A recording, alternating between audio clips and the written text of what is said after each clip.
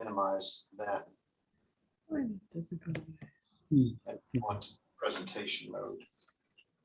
Yes. Present. Don't give them a cheat sheet. Yeah, there you go. Okay.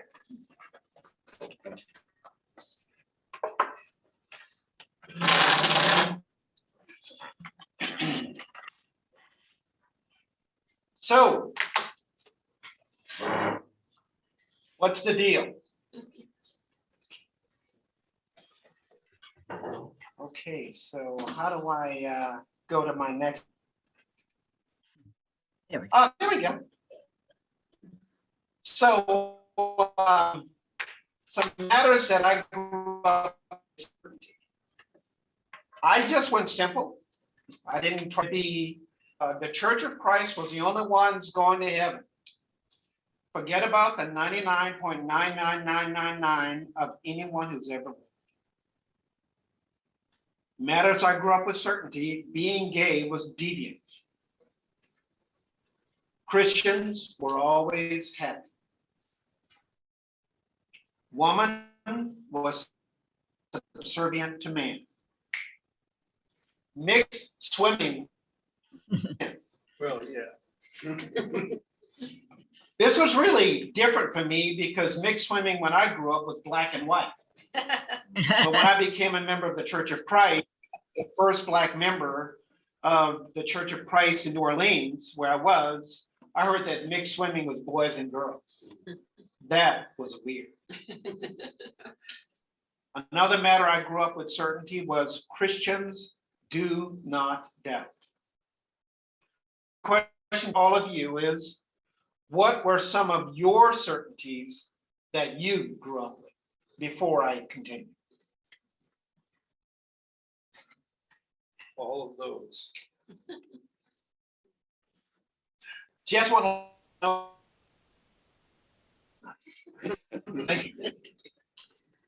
Where I grew up, dancing was wrong. Yep, I got once for having my name in the paper about going to a dance. My minister met me at the door of the church and said, "Sylvia, I'm so disappointed in you." So that was definitely a no-no. that's one I missed, Sylvia. That scripture is, In there. was just a basic, yeah, there was, you just read it as it is and plain and simple, and you just believed it. Yeah. As it is. Yeah. Says what it means and means what it says. Yeah. One of the certainties that we had was that you absolutely had to be immersed. Yes.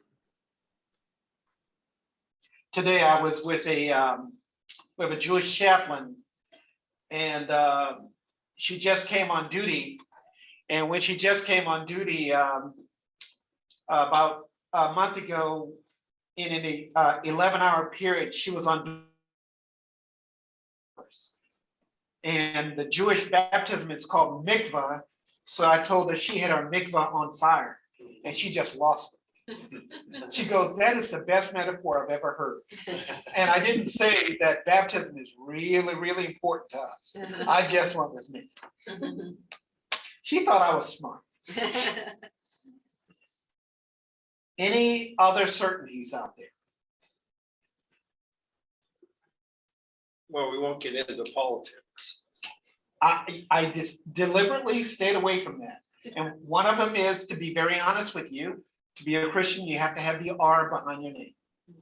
That's the other. I didn't have that. Where do I how do I hit it? It's on the right side. Right side of the screen? Ah, there we go. Thank you. Wow, you're so cool, Julia. I'm going to tell you that in preparing for this, I sat down with Dale a couple of weeks ago, and he said, "You're going to have the best class ever." And I said, "Dale, what the heck are you talking about?" And I'm going to be honest with you that I've been a little bit nervous. Decided to go deep into the mikvah and just jump in. So some personal comments on this class tonight. As a result of this study, Thomas has become my favorite biblical. For years, my favorite character has been Barnabas, due to Barnabas's bent for encouragement. But as a result of this study, I find myself drawn to Thomas's spirit of honesty and openness. It doesn't mean that I'm going to try not to be an encourager of people, but the honesty and openness of Thomas has really challenged me. I found myself deeply appreciating the Stanford Church, where I've learned to question, where I have learned to hurt, and where I have learned to love. So, my personal statement, I own my personal struggle with feeling muddled. I've used the word muddled to describe myself for the last 15 years. For years, I felt this way, the sense that I don't have it all together. Not so much that I've got to have it all together, but more the sense that the challenge is to trust God. It is not easy growing up with a sense of having to be certain in all things. And I will admit that I'm not completely comfortable with the grayness of life, but I will state that the gray challenges me to trust God. The black-white, or what I call the certainty continuum, makes me fear God more than to love God. One caveat.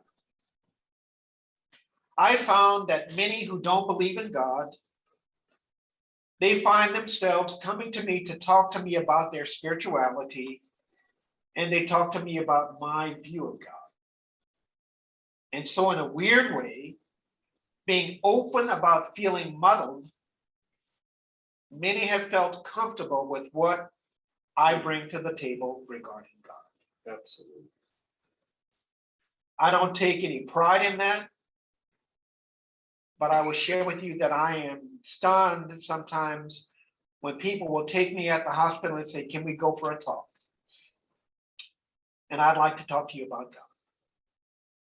Many of them have been Jewish, many of them have been Muslim, and some of them proclaim no belief at all.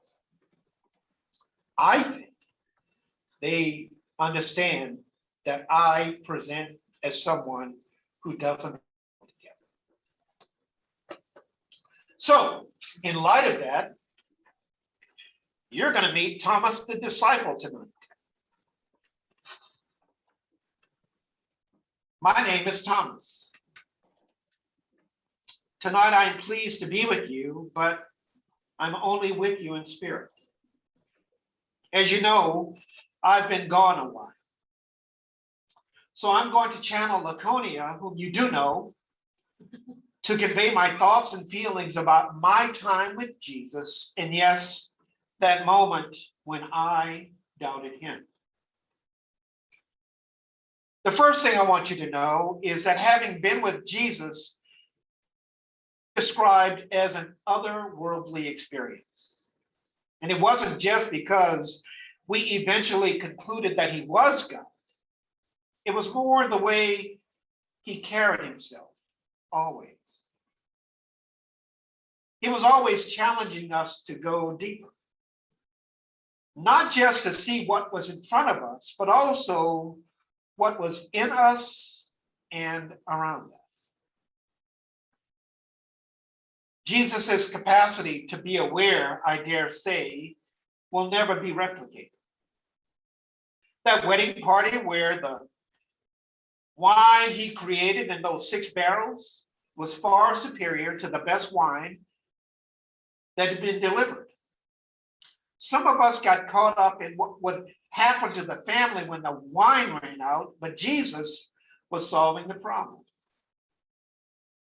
He helped to save the reputation of that family.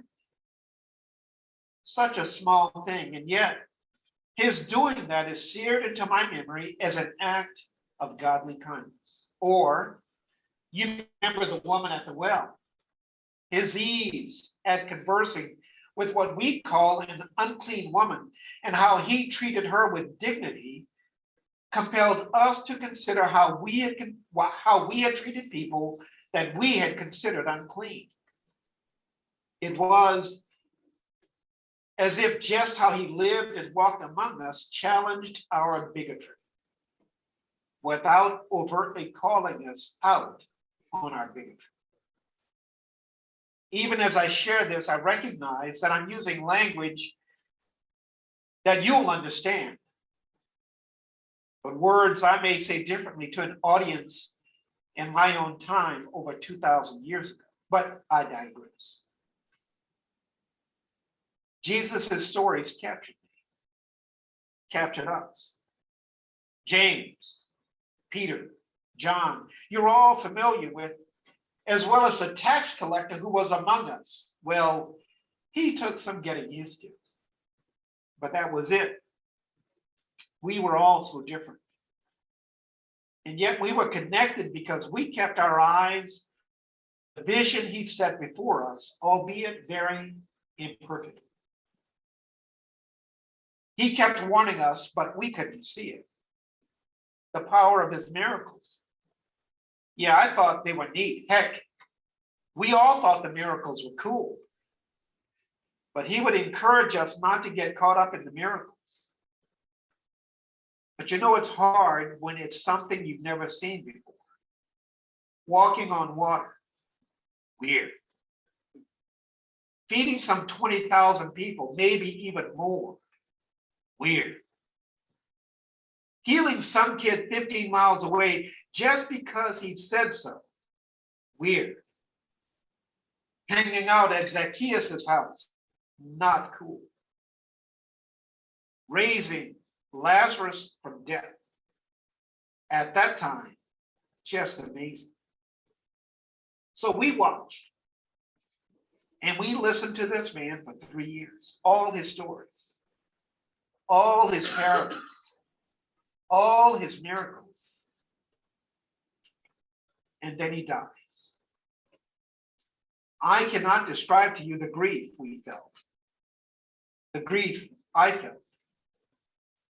Surely, despite all he had said about overcoming death, it couldn't come to this, but it had.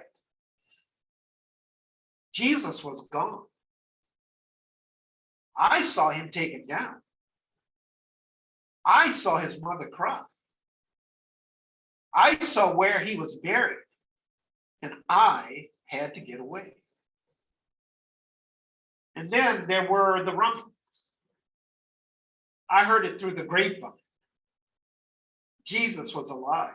I don't even remember where I was. I'd gotten away. I had been overcome. We had been overcome, and we all dealt with his death differently. But slowly we recollected ourselves, and we found each other once again. The disciples and the women were all saying they'd seen Jesus. And I'm thinking and saying to myself, no way he's alive. But they were adamant that they'd seen him. Me, not so sure. Without any doubt whatsoever, I said the following words. Unless I see the nail mark in his hands and put my finger in his side, I will not believe. I meant, and I don't think I'd said anything more certain in my life up to that point. I just couldn't see it. That week we all hung out. It's all a fog now, but we were still trying to make our way with what Jesus had been teaching us, even if he wasn't around. And there we were, standing around, all of a sudden it gets quiet. That kind of quiet where you know something's up. And I heard the words, peace be with you. His voice, his face, his smile, as distinctive as he had always been. I had a sense that Jesus already knew what I earlier. Did I know he knew? Not really. But Jesus always seemed to know. It certainly felt like he knew. He walked up to me and told me to look at his hands and to touch his side, to stop doubting and believe. And I was stunned. I don't know how much I believed in Jesus before, but at that moment, it's way more than about him being alive. It was much deeper. It was about him being, quote, my Lord and my God, unquote. Where those words came from within me, I have no idea. It was as if I had really, but maybe for a moment, clearly understood why Jesus had come. And I was never the same after that. So yes, I am known as the doubter. And you may not know as much about me as you do of John, James, and Peter, but I want you to know that I was there. I saw him. I felt him. And for some strange reason, I think Jesus understood me. And I believe that Jesus will understand you. And yes, he'll understand you even with your doubts.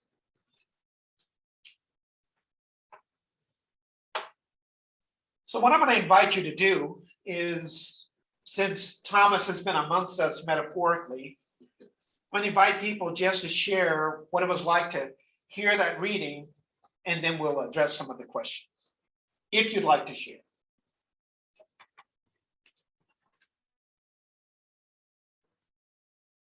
Well, I enjoyed it, Thomas.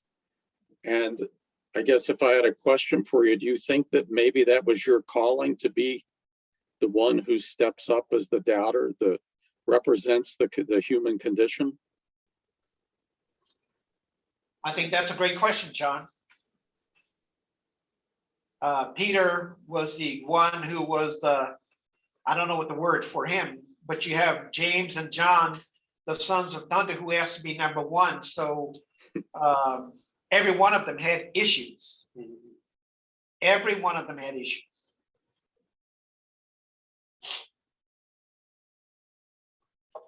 Thomas, I think your reading helped humanize you. It's easy to sort of caricature you or objectify you. But listening to that sort of testimony made you a little more human, and thus all the more easier to accept doubt. You know, I really get peeved that Peter, James, and John get all the press.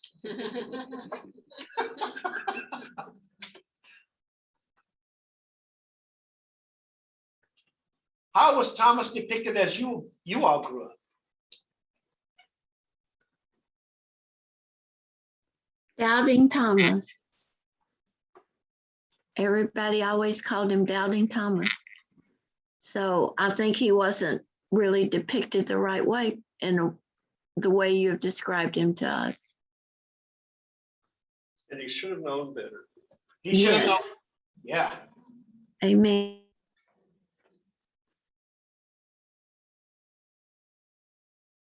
Yeah, we were supposed to exceed that. You know, Right. blessed are those who haven't their fingers, all that, and so, Yeah. you know, we had to surpass it. Right. So Yep. therefore, you couldn't acknowledge your doubts because you're not supposed to. You're Right. supposed to be more than that. Yeah. Something's lacking in your faith if you're that doubtful. Mhm. As though it's not very human to have doubts. Yeah, Why isn't Peter called the doubter? yeah. Yeah. Denier. We should call him Peter the Denier. I would endorse that. Let's get t-shirts made up. PTD. But behind a number of Peter's worst moments were doubt. Yeah. Yeah. You know, just, we're gonna, before I go to the last one, anybody else in scripture comes out as people who doubted? Oh, Sarah? Sarah? Let's come up with people in scripture who never doubted. Yeah. Moses? Mm-mm. Who didn't doubt? Abraham's the father of the faith, but when he gets caught Yeah. and he's worried about what the Pharaoh may be, the Pharaoh may have for his wife Sarah, he lies. Mhm. And you know, which I don't actually blame him, but Yeah. but even he has his issues. And I guess probably when I was thinking of this today, and this part of what I studied, but it came to me this afternoon. I remember Dick Throworth was my supervisor when I was doing counseling years ago. And Dick Throworth is really brilliant. He had a really great practice. And I'm to be very honest with you, I was envious of him. And I think for a year, I would needle him. And one day I recognized what I was doing. And so I walked in and I said, Dick, I need to apologize before we continue our supervision. He said, what do you want to apologize for? I said, Dick, I think what I've been doing is, you don't know it, but I've been trying to cut you off at the knees. And I said, my goal from now on is to lift myself up so I can look you in the eye. And I think on some level, that's what we do with God. We try to cut God to our level instead of challenging ourselves to be what God is calling us to be. So, and we can never look God squarely in the eye to eye. We can look God eye to eye, but we're never going to get there. But the challenge becomes to let me grow myself up to be the person God is calling me to be, instead of trying to cut God down to be at my level so I can feel okay. So that's free. Last question. How did Jesus treat Thomas, and what implications are there for the doubters amongst us? And this gives me hope. Jesus gave him reason to believe. See, I'm here, look. Yeah. I'm not going to say anybody else, because Deborah is Deborah. Annie, just great. Oh, Annie, go ahead. I think Jesus treated Thomas the way he treats everybody. He treats them kindly and calmly and with the same tenet of, examine yourself, do what is right, listen to your heart, and be on your way and spread that new message. And I think what's comforting about Thomas and Peter and Sarah and Abraham and anybody we come up with is, and I said this once before, is all these people are relatable. And honestly, I mean, yes, I have my doubts all the time about things. And I'm thinking, wow, Thomas like was in the presence of Jesus and he doubted. So can I really be so upset with my doubt? Can I understand that the story after story is about the human condition, is about that we share this. And how many times have I had privilege beyond Thomas where I've heard about Christ and from my family, from my friends, from my current church family, from my readings and everything, and yet I still doubt. Who could argue that maybe I haven't been in the presence of Jesus just as much as Thomas? But again, Christ shows how he forgives and how he acts accordingly, and the same across the board, with love and kindness and a return to ourselves and to God. I think, Andy, you just triggered. I hadn't seen this until tonight, that I think Jesus dealt with Thomas the way he dealt with Judas. He didn't call attention to him. Now, Peter, however, down the road, especially after Jesus had resurrected himself, called Peter out. But for the most part, Thomas and Judas, despite Judas's betrayal, I believe Jesus loved him to the end. That's mind-blowing to me. So, I think it's interesting too that Jesus says to Thomas, "Put your hand on my side. Feel these things that you." He says, "If I don't do that, I won't believe." But Jesus says, "Do it. yep. Feel, touch me. Prove it to yourself." And then he says, "Don't doubt." But it's kind of amazing. He said he honors his doubt. Yep. I need to go back. How do I go back? Put it to the left side.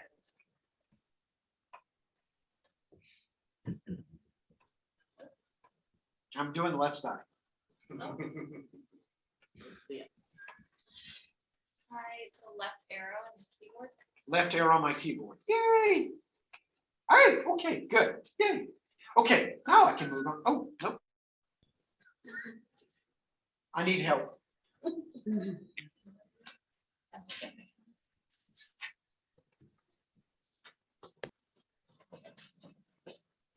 Oh, I got it. Yep, I'm good. Yep. We're out of presentation. Oh, we're out of presentation mode? Okay. Yep. You guys still with me? Yep. We never had a doubt. Okay, wow. No doubt. So two people have jumped out at me regarding doubt and certainty is Rachel Held Evans and Peter ENNS. Dale shared with me the book, The Sin of Certainty. Rachel Held Evans, I've been aware of over the last couple of years, born in the Bible Belt, Alabama, attended Bryan College, a conservative Christian school in Tennessee, and she challenged the boundaries of the evangelical theology and faith. A thinker who challenged traditional evangelical views on politics, the role of women, and articulated full inclusion for LGBTQ Christian faith believers. She's noted for traveling her own journey with faith and embracing her questions regarding Christianity. She was known for her openness to question and for her vulnerability. And I'm only beginning to appreciate her walk as a believer all these years later. So she has some quotes. I love this quote. On the days when I believe. Have you ever felt like this? And if so, describe. On the days when I believe.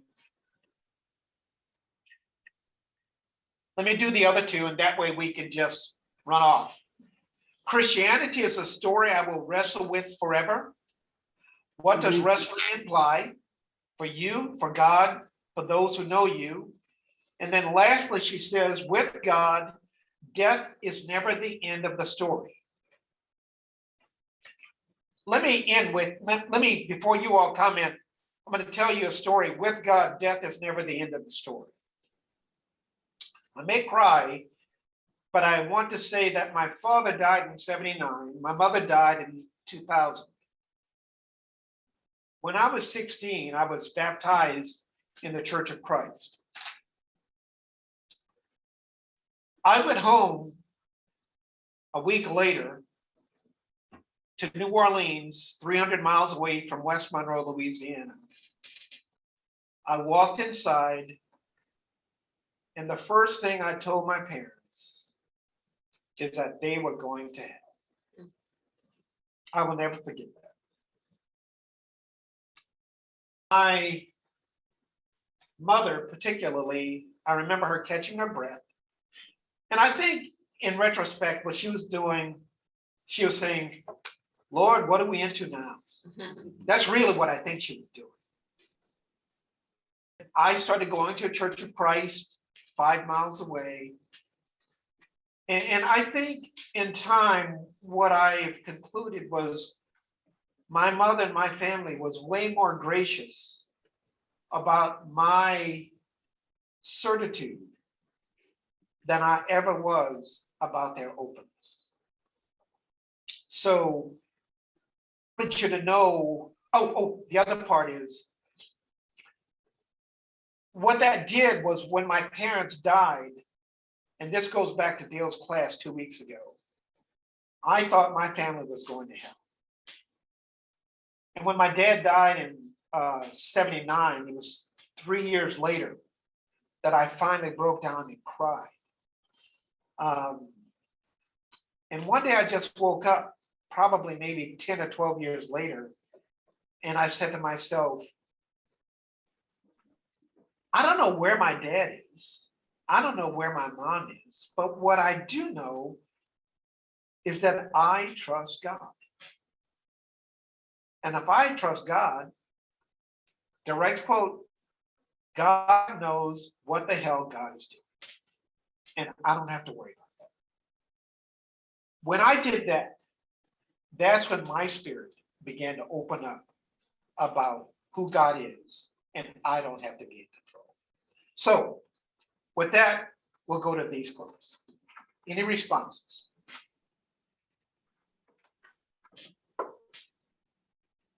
Okay, we'll move on. Just kidding, just kidding. I'll jump in. I'm in the process slowly of reading Rachel Held Evans' last book. Some of you may or may not know, she died about 2 years ago, in her mid-30s, mother of 2 children, 2 young ones, very quickly. She died quickly. And she was in the midst of writing this book when she died. And so a good friend of theirs who was a good writer. Edward Chu.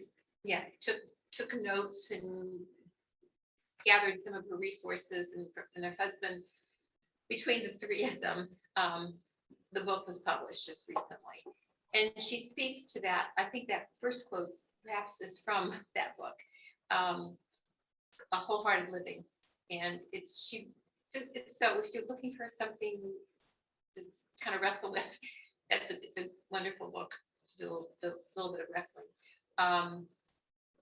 But I like her. I like the way she challenges herself. She goes to some scary places, places where she just about wanted to give up on everything that she had known as true about life, and kept going. But she just kept asking herself the tough questions. And she had days that she believed and days she didn't. Yep. So it's very heartfelt when you read her talking about death. When she thought, when she was writing this, death was a long ways away, and it was just around the corner. Thanks, Dan. Anyone else? On the days when I believe is a great start to an honest statement. By which I mean, if people really are in touch with themselves, there are days you believe and there are days you don't believe. And although I'm not sure how she's using the word believe, his belief, days when I trust is a little different than days when I believe. Believe what? What particular thing? Well, some cardinal point of Christian doctrine, apparently. Yeah. There are days I believe, there are days I maybe wonder about that. And I always wonder about traditional interpretations of things, even in doctrines I'm, fairly confident of. I still think there are multiple viewpoints on it. So I like what you said, Dale, on she says on the days when I believe, but I also think she probably meant on the days when I trust. I think so too. And I think you sort of expanded that, and that really resonated. But I think there are days when I trust, when maybe I don't believe. Mhm. Because That's I think that's what Scripture is calling me to. I think that's what God is calling me to, is to trust even on the days I don't believe. Yeah. Because that's actually possible. And that's where Peter ENNS comes in, and we're going to him right now. I think of Thomas. Think of Thomas saying what Peter ENNS says: when the dust clears and in the quiet of your own heart, what kind of God do you believe, or what kind of God do you trust? The central question ENNS says is, what is God like? I love this part. We all have uh-oh moments in our life. And he said, I've come to accept the uh-oh moments rather than run from them, precisely because they are unexpected. They're out of my control. They're unsettling, and they bear with the lesson I need to hear. And the lesson is, I need to be willing to let go of what I think I know and trust God regardless. Be vulnerable and share with you that a couple of years ago, some of you probably remember, but there's somebody I really liked. It didn't work out. And for 2 years, I began almost every Sunday morning in my bed at home. And I said, I don't want to go to church. And almost right after that, I heard a voice say, but you need to. It took 2 years, and in my spirit, the way I know that I'm psychologically okay is when I look at the sky. If the sky is gray, I'm down. If the sky is blue, whether I'm down or not, I'm okay. And for 2 years, the sky was gray. And one morning, afterwards of saying, I'm going to go to church regardless, I looked at the sky and I started crying, and I said, oh my God, the sky is blue. And I want to let you all know that it's been blue ever since. I've been down, even when my sister died a couple months ago. I looked up at the sky and the sky was blue. And that is, I think, my struggle to trust God.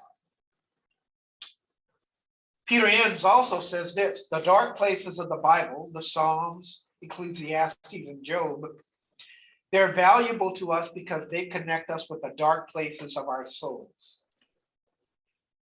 But so many people feel like they have to fake it.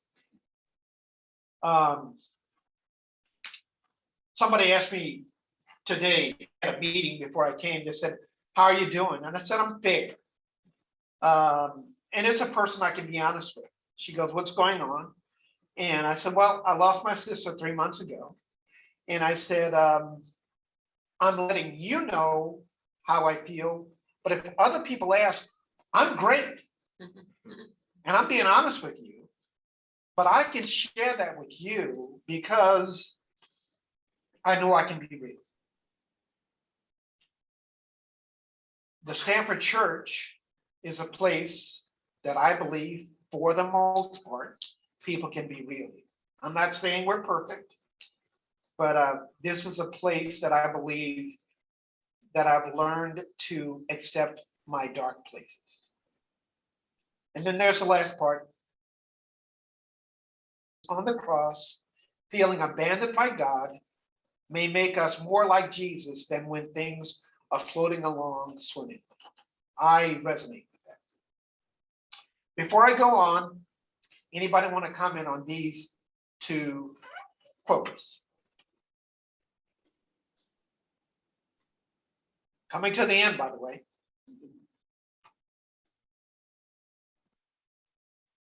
Well, I don't think you need me chiming in here, but I do need you chiming in, Miss I Kazanski. think the older you get, or maybe you have these experiences when you're young, you never know. But you can't really understand the Psalms and Ecclesiastes and Job, but until you've had some stuff happen in your life. At the church I was at in Virginia, we were the education committee. We were talking about what classes we were going to have and blah, blah. And one of the people who was very sincere, thoughtful person at the time, he was probably 30. And he said, I just don't get the Psalms. They just don't speak to me. And I just said, that's good. Just enjoy it for a while. You will get the Psalms soon enough, you know? And I don't think that was the answer he was looking for, but I just think you do, but you don't, if everything's just been gone swimmingly in your life, you don't, reach there. But I also think you have to realize that everybody who comes in that's older and they say, oh, I'm fine, they're sitting on top of not fine, they're just not always great. There's a lot behind that. Maybe they are fine in the moment, but that, doesn't mean that they don't have a lot of stuff. Because the older we get, the more we just have lots of experiences, and some things are high and some things are low, and here we all are together. Kathy, it's for those reasons when I think of the line, on days when I believe, I would go on to say, which become more and more frequent as a function of life's lessons and time. Mm-hmm. You see the truth amongst all the other stuff. Well, I've spent a lot of time with Peter ENNS, thinking about his book and what he's saying, and it seems to me that faith and doubt are good traveling companions. That they travel well together, and they don't travel near as well apart. They work well together. That a good measure of doubt is helpful to your faith. It keeps your mind on what's most important and what's not so important.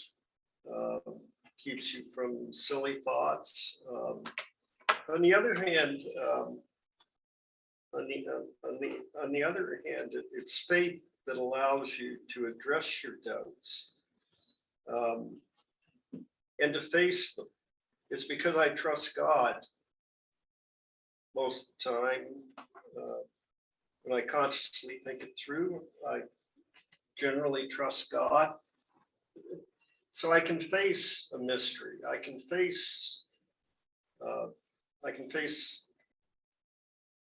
bad time, or a tough situation, and I can face doubts. If I don't have faith, then what I basic, at least from my standpoint, when I don't have faith, I guess what I'm saying is some people only have doubt. That's it. We encourages that. It encourages you to doubt everything, and I think we come to the end of how well that works. We've come to the curve of diminishing returns on that.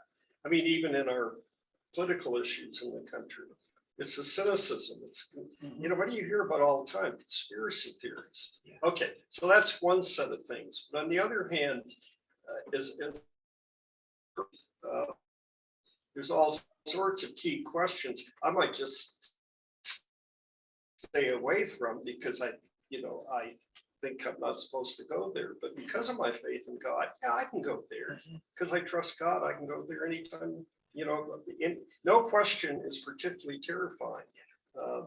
So faith and doubt are good traveling companions. Dale, I'm reminded of a conversation I had with somebody years ago, not a believer in God at all. They knew I attended the Stanford Church. And they'd heard about the Church of Christ, and they go, how can you go to that kind of a church? They're full of hypocrites. And I looked at them and I said, and I'm one of them. And they go, but you're not. I go, no. Yeah. I'm one of them. And I go because I need to, because we're trying. And I love that conversation. I wasn't defensive, but I also didn't try to break them of their view that we were hypocrites. I actually come and part of the Stanford Church because I need to be here. That's why I'm here. And because I want to be what God has called me. Almost, we're coming to the end, people. I'm going to give you some thinkers who've made a difference. Peter ENNS, Rachel L. Evans, Nadia Bowles-Weber, Larry James from Texas. James Cone is a Black theologian from Arkansas. And Caitlin Shetler, who's a Facebook friend. I like some of her poetry. And then I'm going to end with, so where am I? I'm muddled, but I'm moving forward. I'm trying to remember people on the sidelines who are the marginalized. I think I have a better clarity about my own humanness that I don't have the answers. I try to be one who looks for God in all those with whom I come into contact, regardless of whether they believe in God or see God the way I see God. And then the last one is to trust that Jesus looks upon me the way he looked upon Thomas. I don't understand the ways of Jesus, but I strive to trust him. That's what I came up with. I want to say thank you all very much. I'm really glad this is over. Thank you, Thank you, Thomas. Thomas. Good job. Good night, everybody. Thanks. Good night. Wave good night, Mom. Bye. Good job. Thank you. Bye.